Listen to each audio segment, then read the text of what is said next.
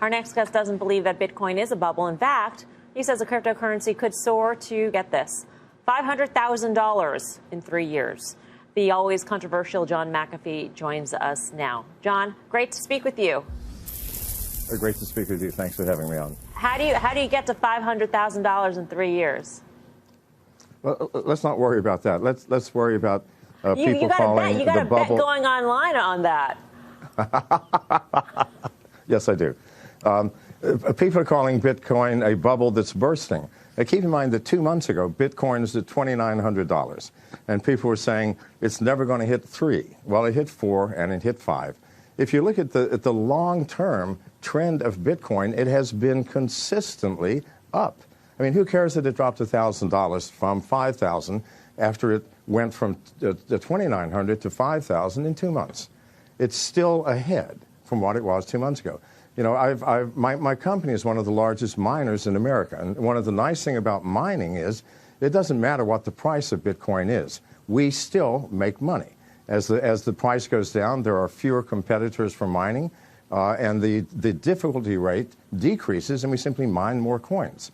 So I know as well as anybody what the price of Bitcoin is, and it is consistently increasing. I understand. You're going, oh, wow, the bubble's burst. Go ahead. You know, Jamie Dimon was very clear yesterday that he's a big fan of the blockchain technology, and most people actually who even, you know, call Bitcoin overvalued or what have you, they are believers as well in the blockchain technology. These are two separate issues. So why is that Bitcoin necessarily has to rise to these heights because you're a believer in blockchain? As you do, as you believe. Well, no, I don't think that the Bitcoin rise has anything to do with the belief in the blockchain. Okay. It simply has to do with the belief in cryptocurrencies. I mean, once you start using cryptocurrencies, whether it's Bitcoin or Monero or Litecoin, it doesn't really matter. You see the facility, you see the ease of use, you see that without a central bank control, the value of that currency depends upon the users of that currency. And why is Bitcoin growing so fast? Because it's getting more users. More people are believing. If I do a transaction with a credit card, I have to put in my name, my address, my credit card number, the code on the back, my billing address. Well, that takes 5 or 10 minutes, especially for someone my age. But with Bitcoin, it's 15 seconds. Give me your wallet address, here's the amount, done. Once you see the facility of cryptocurrencies, once you see how fast they are transacted, then suddenly fiat currencies, credit cards, central banks make no sense whatsoever. Maybe it's too easy, though, John. I mean, how do you... I'm sure the government would like to track where this Bitcoin is going, and they would love to tax people on this. And so if you use Bitcoin, you may not have that sort of paper trail, so to speak, as to where people are making revenues or earning money. So are you concerned that government intervention in some way could actually slow this down? Well, it can't slow it down, but there will be government intervention. Why?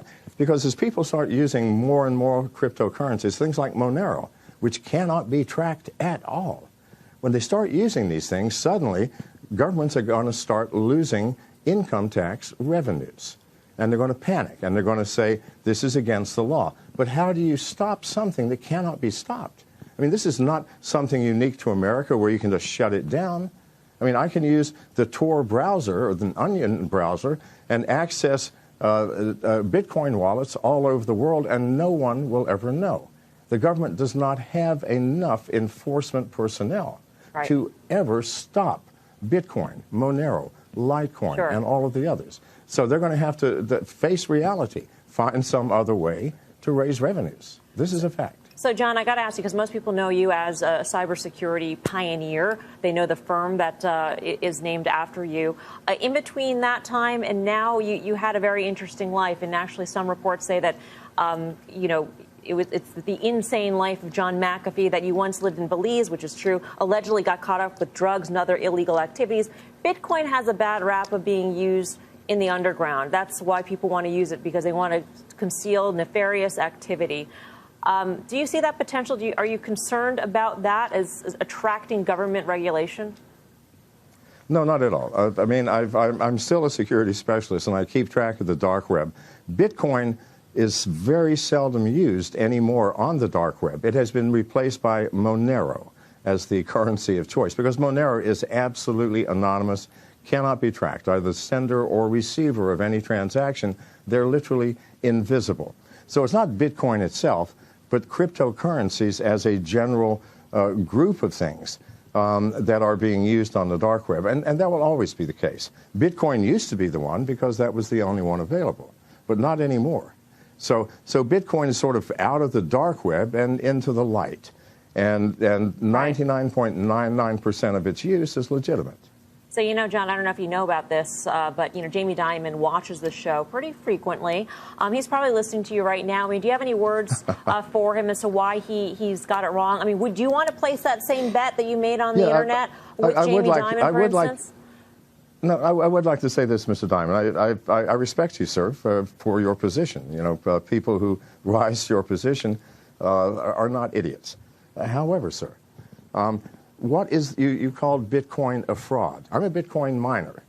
We create the Bitcoins. It costs over $1,000 per coin to create a Bitcoin.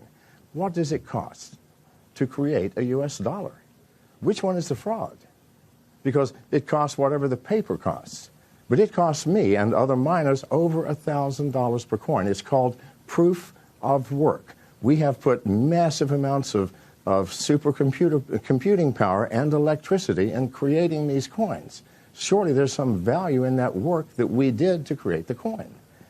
And the fact that Bitcoin is consistently growing in its use and in its value has to say something. You know, sure, it will rise and fall, and it is highly volatile, as all new technologies are. Right. And at the same time, it is certainly not a fraud. So you're pretty sure that you're not going to lose this bet that you have on Twitter? No, I don't ever lose bets. Sorry for my bets. All right, then. John McAfee, great to speak with you. Thank you. In the United States, copyright law allows for the fair use of copyrighted material under certain limited circumstances without the prior permission from the owner. Under the law, determinations of fair use take into account the purpose of the use, the nature of the copyrighted work, the amount and substantiality of the work used in relation to the work as a whole, and the effect of the use upon the potential market for the copyrighted work.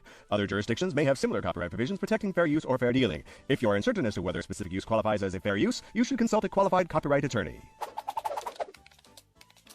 You have the right to take it down.